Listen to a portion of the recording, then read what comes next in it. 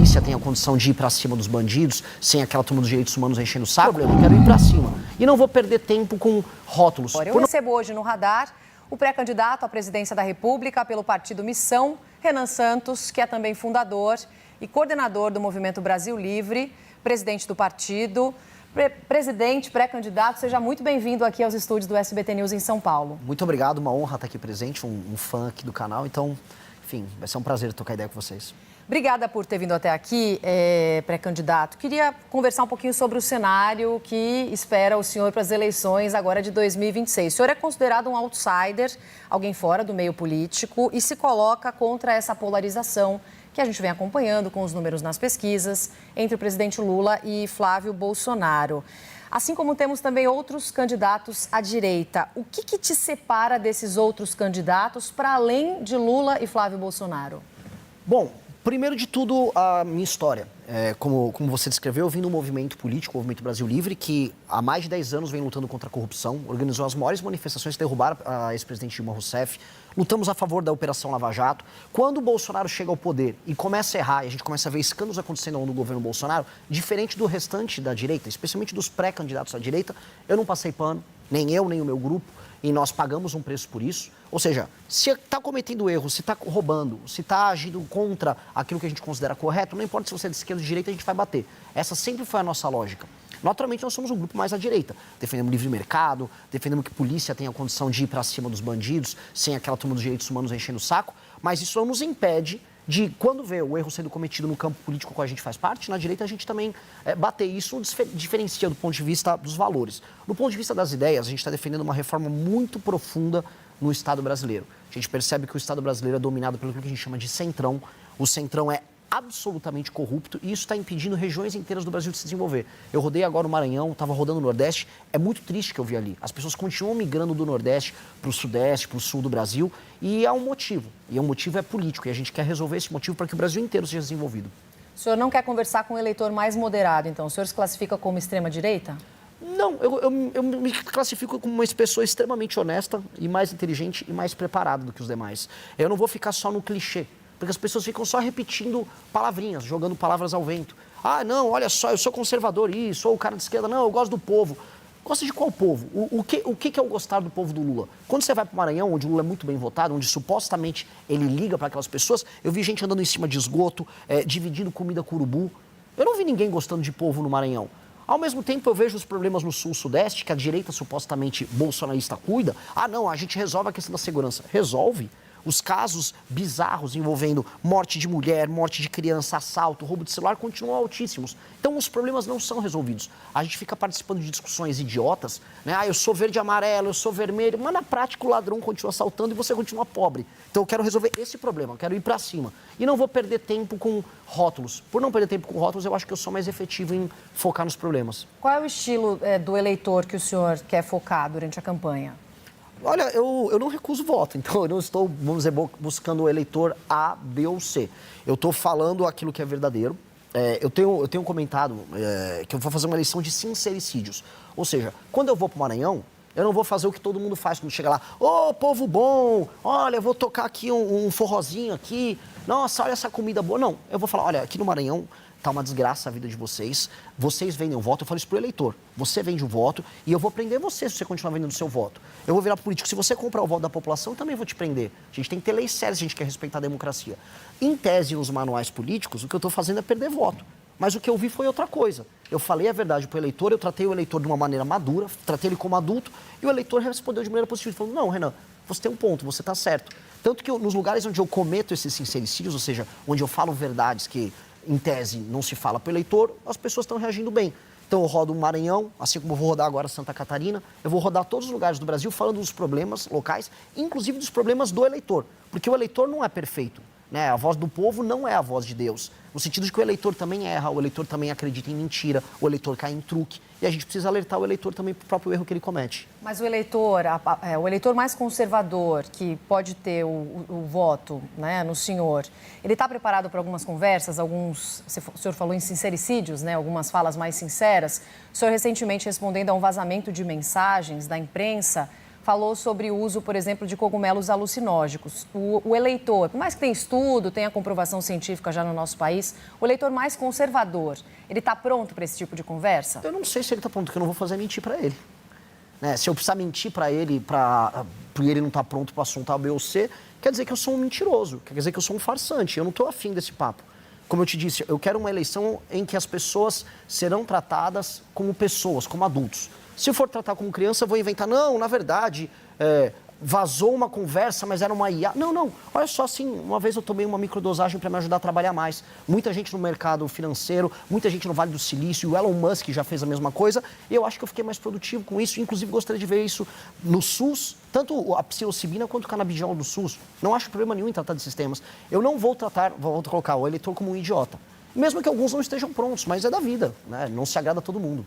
Candidato, vou colocar a nossa equipe aqui para fazer perguntas ao senhor também. Em Brasília, primeiro, o nosso Eduardo Gayer chega na conversa. Fala, Gayer. Oi, pré-candidato, bom dia, boa tarde já agora, obrigado pela entrevista. Queria ouvir um pouco o senhor a respeito de propostas. O senhor tem algumas propostas bastante ousadas, podemos dizer assim, como extinção de municípios, inclusive o senhor já chegou a falar sobre extinção do estado do Rio de Janeiro para formar ali uma cidade-estado. O senhor vai poder também me explicar um pouco melhor o que seria isso, mas muitas dessas propostas ou exigem mudanças na Constituição, o que por si só já precisa ter uma base no Congresso para aprovar. PEC é algo que demanda 3/5 de votos na Câmara e no Senado em 2 turnos. O senhor é um partido que ainda está começando, então teria de formar uma base, queria entender como seria isso. E a questão de extinção do Estado do Rio de Janeiro, tem gente dizendo que nem na Constituição dá para fazer, porque seria ferir cláusula pétrea, que é o atual modelo federativo. Então o senhor teria a proposta, talvez, de uma nova constituinte? Como seria isso? Suas propostas, elas são factíveis de verdade no Brasil? Tudo bom, Gayer? Excelentes perguntas, né? Sobre os municípios e depois sobre o Rio de Janeiro. Sobre os municípios, o que eu proponho é a fusão de municípios. Isso é permanentemente plausível, não é cláusula pétrea da Constituição, você vai ter que alterar via PEC.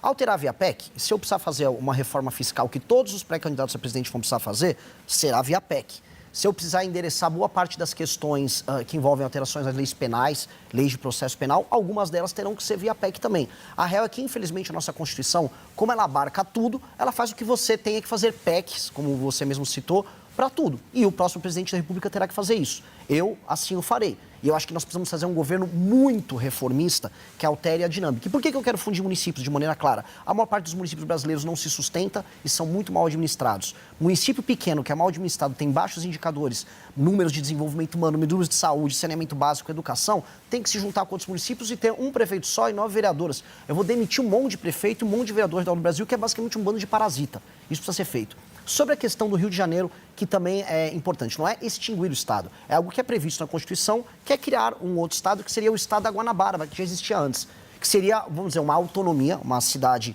com um status diferente, que seria um status de Estado, como já existe, por exemplo, Buenos Aires, ele tem status de autonomia na Argentina, Xangai, Pequim, Hong Kong, que tem status de autonomia na China, que é tratar o Rio de Janeiro, que ele já é visto internacionalmente como porta de entrada do Brasil para o mundo, com esse status, que o orçamento do Rio de Janeiro seja focado em tratar dos seus problemas de segurança de maneira clara, do município, né, desse município autônomo, como ele se tornaria, que ele possa focar em ser um polo de tecnologia, um polo de turismo, um polo de entretenimento, como é, por exemplo, Dubai, um espaço de negócios. Acho que o Rio tem esse potencial, infelizmente, não é atingido. A gente está vendo, inclusive, o Estado do Rio de Janeiro hoje decidindo quem vai assumir a Alerj para depois assumir o governo, ou seja, nunca termina nenhum governo, é um dos lugares, infelizmente, mais corruptos do Brasil. E sobre a viabilidade disso? Se eu saí de um partido político que foi realmente montado agora, em novembro, aparecido com 1% nas pesquisas.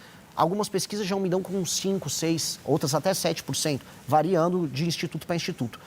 Se eu chegar até o final das eleições com 50% mais um dos votos, significa que eu movi a sociedade brasileira ao redor dessas propostas. E se eu conseguir fazer isso, não só o meu partido vai ter uma base, mas os outros políticos eleitos por outros partidos também vão ser eleitos com uma plataforma similar. E aí é uma questão minha de ter a habilidade de saber montar uma composição majoritária na Câmara e no Senado.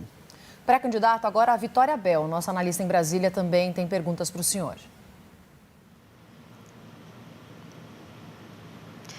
Pré-candidato, como o senhor mesmo disse, vocês estão tentando também fazer o partido crescer, até para tentar não entrar na cláusula de barreira. O senhor acredita que com a candidatura do senhor será possível um crescimento de quanto do partido? Quantos deputados, por exemplo, vocês conseguiriam eleger já nessas eleições de outubro?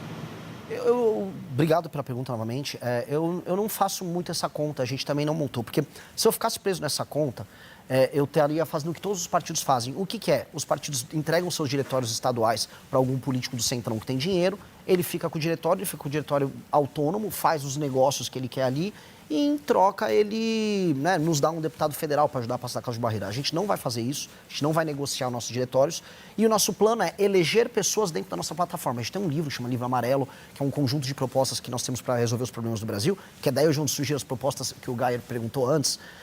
E com base nisso, nós temos que construir essas propostas nos seus estados e ser eleitoralmente efetivo. Saiu uma pesquisa Atlas que mostra que o nosso partido é o quarto partido, com apenas 5 meses de idade, mais bem avaliado do Brasil. A gente já tem 5% da aprovação do eleitorado. Se isso se confirmar nas urnas, sem muito esforço, a gente passa a cláusula de barreira. Então, o meu foco inteiro é construir um partido que seja uma alternativa para o Brasil. Não só através da minha pré-candidatura, mas também da pré-candidatura dos nossos governadores, candidatos a deputado federal e no futuro das nossas outras lideranças. A gente tem que ter uma tese para o Brasil, uma proposta muito clara para o Brasil e ela tem que ser forte. Porque se ela não for forte, mas o partido for forte, eu sou só um partido do centrão. Essa sopa de letrinha que tem um monte de nome por aí, mas não serve para nada. Eu tenho que ter uma característica, e a característica nossa é o que tem que eleger os nossos deputados. Pré-candidato, sobre segurança pública, ainda um dos principais assuntos que certamente vão movimentar aí a campanha até outubro. O senhor citou no começo da nossa entrevista uma polícia que não siga os direitos humanos. O senhor não considera isso um pouco perigoso? Qual que é a sua proposta exatamente para a segurança pública aqui do nosso país? Não, eu sou a favor de uma polícia que siga princípios de direitos humanos. O que eu não sou a favor são ONGs de direitos humanos que recebem dinheiro de fora do Brasil, especialmente de fundações estrangeiras, que interferem na política de segurança brasileira de modo a permitir que as leis brasileiras sejam pró-bandido. Eu não acho que faça sentido a gente tenha, por exemplo, uma progressão de pena como a gente tem no Brasil, em que uma pessoa que comete crimes de maneira regular possa não cumprir a pena inteira dela. E aí, quando você vai discutir isso no debate público, vê uma ONG de direitos humanos e fala, não, mas isso está fazendo com que as cadeias fiquem superlotadas. Ora, que a gente construa mais cadeias, mas não que a gente solte um bandido que, sei lá, pegaram um caso agora de um homem que violentou sexualmente uma senhora de idade, antes tinha violentado sexualmente a própria mãe. Esse homem não tinha que ter o instituto da progressão de pena. Ele tinha que estar preso, do ponto de vista humano, para o resto da vida dele. Então, quando a gente discute sobre esses termos, são termos que não beneficiam a população brasileira e que, na prática, violam os direitos fundamentais do brasileiro. Por exemplo, o direito de ir e vir no Brasil. Uma mulher na rua tem direito de ir e vir? Ela tem a liberdade dela garantida? Ela tem medo de andar na rua. Então, ela tem um direito humano violado. Então, quando a gente não garante a segurança, quando o Estado não cumpre o seu papel, direitos humanos das vítimas são violados. Então, o meu ponto, assim, eu sou um grande defensor dos direitos humanos. E mesmo o preso, eu não quero mandar um preso para uma cadeia superlotada. Eu não quero mandar um preso para ser torturado na cadeia. Eu quero que ele fique numa cadeia, preso, cumprindo uma pena. Uma cadeia digna, dando uma comida simples, que ele faça um trabalho ali dentro e pronto. Não estou propondo nenhuma tortura. Por mais que alguns até mereçam, mas eu não estou propondo isso, não. Pré-candidato, muito obrigada por vir aqui até o SBT News, nossos estúdios no Radar. Muito obrigada pela entrevista. Bom trabalho, boa campanha para o senhor. Muito obrigado, eu que te agradeço. Valeu.